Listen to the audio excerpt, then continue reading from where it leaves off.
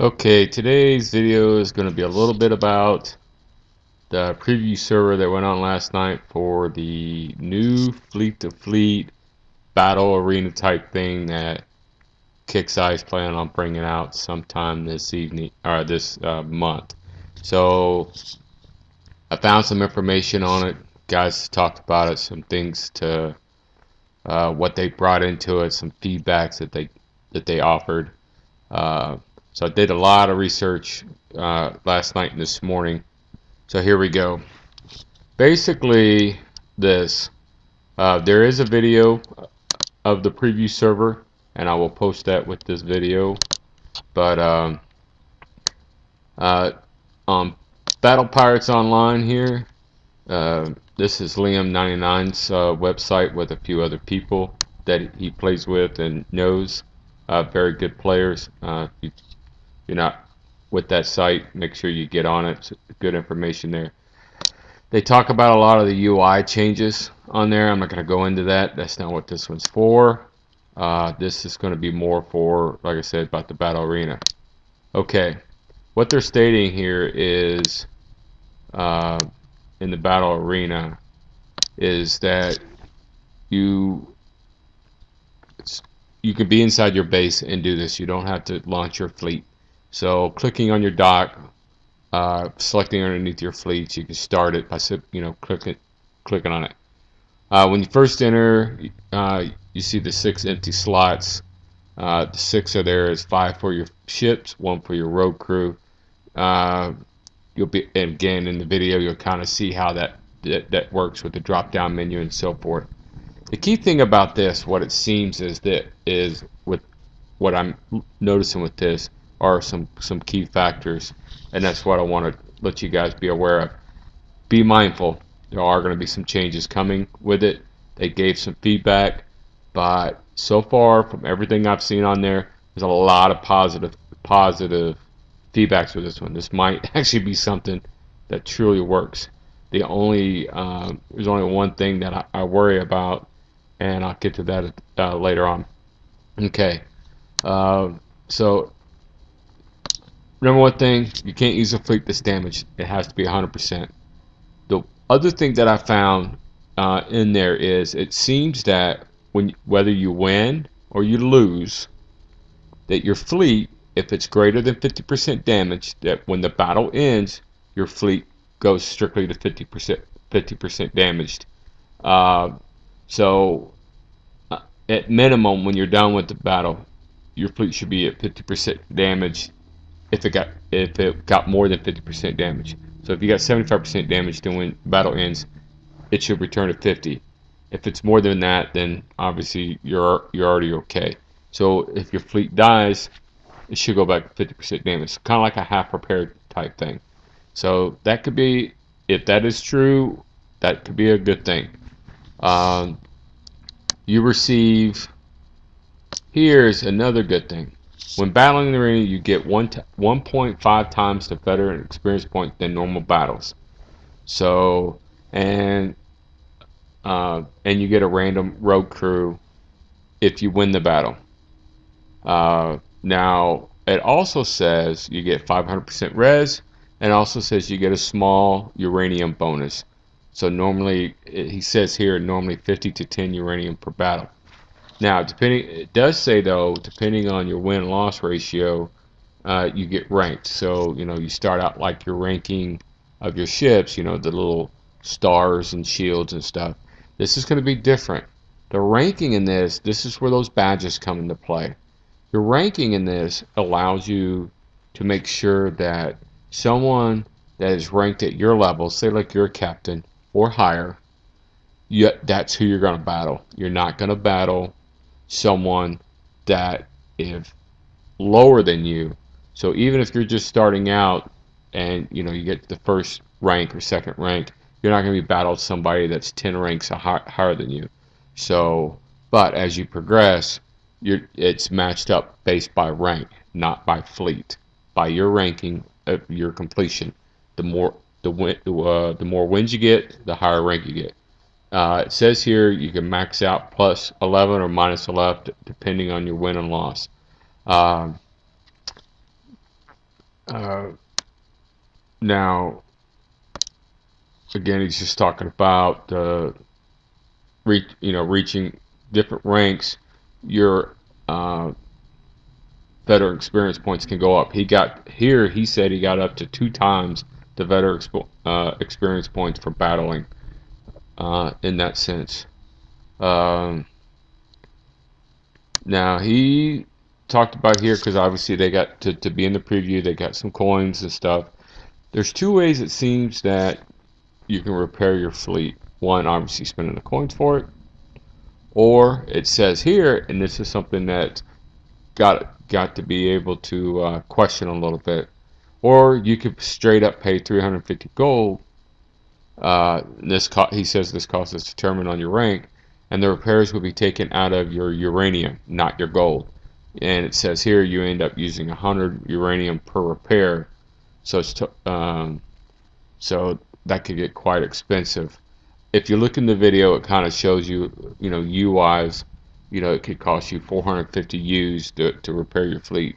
So again, some questions that still got to be answered a little bit, maybe some details in that aspect. But once again, something happens, we'll get into it, and we'll be able to figure certain things out. Um, you don't have, again, he's saying you don't have to launch your fleet and so forth. You could do it all from your inside your base.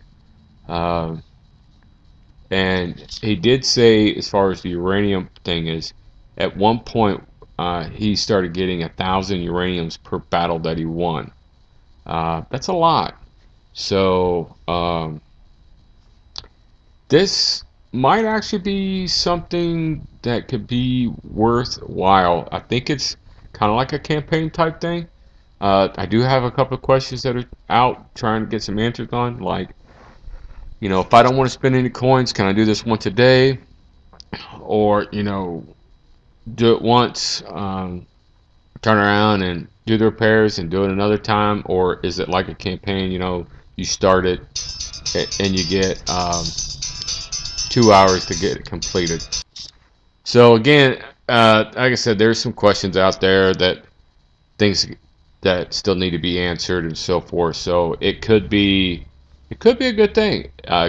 But once again, depending on how they roll this out with everything else, it could be something like a chore. So we'll just have to kind of see how that plays out when it comes out and how it works out.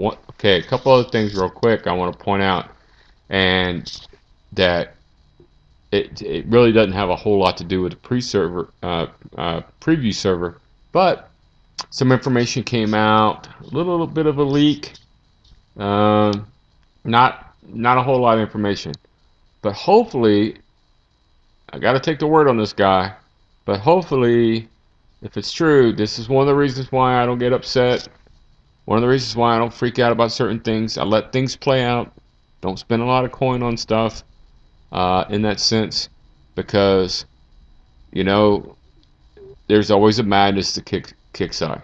Yes, we get frustrated with stuff, but sometimes if you just kind of hold off a month or two, you'll realize that they do some good stuff. And I don't want to get pissed off at myself or turn around and spending $200-300 to fix everything because what they brought out, and then turn around. If I would have waited a month or two, my problems would have been resolved.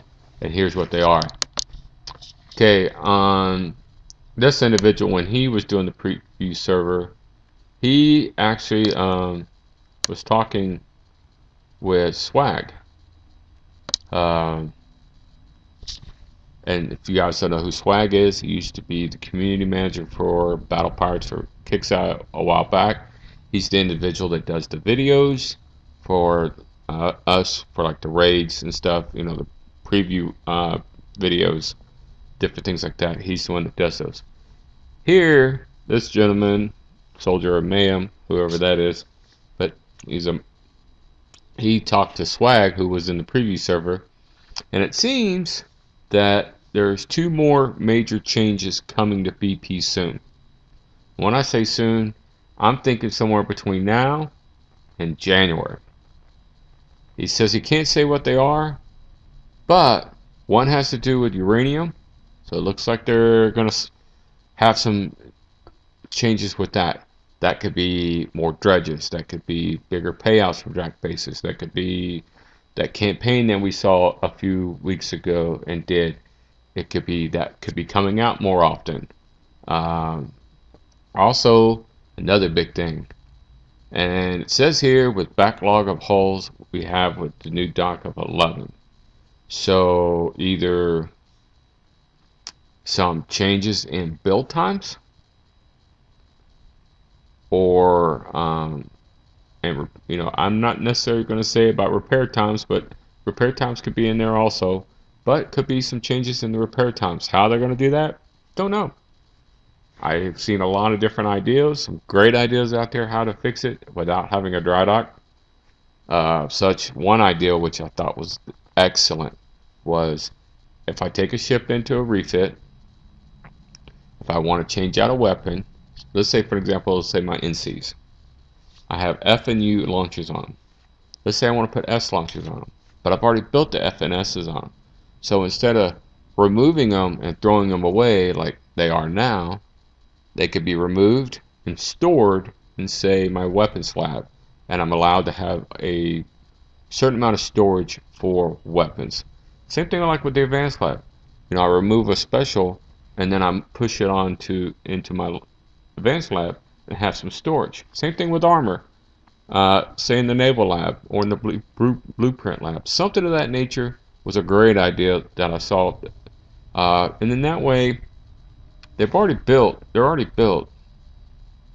And then I can take, when I go to build another ship, if I want to use those, now I have a small amount of build time because they're already built. And now I just have, say, a time frame to place them on. Thought that was a great idea.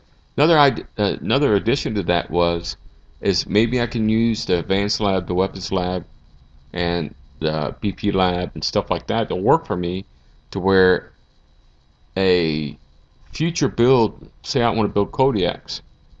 So I know what I want my build to be because I looked inside the shipyard, but my shipyard is busy. So I could go ahead and take the time that's going to take to build the weapons, the specials, and the armor from the lab side of it.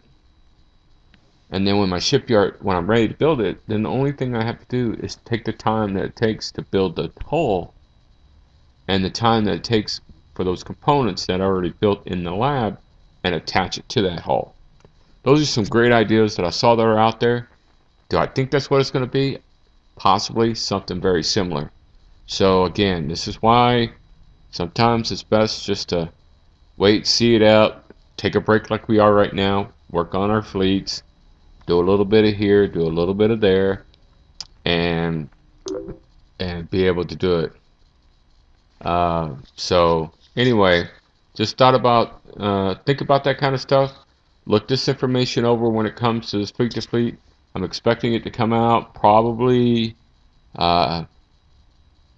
maybe not after the raid, because the other thing, okay, there's two issues that were with the previous server is this. One, obviously, subs. You have no idea if you're going to be matched up with subs. You have no idea that in that sense, so that could be an issue. So they're trying to figure out that. So that was the biggest the answer on that when it came to that. So in that sense, but hope you liked it. Hope you liked the information. Again, a lot more questions are going to be answered as it comes out. Some more changes. So just kind of give you an idea. Check out the information. Think about it, and good luck on the raid.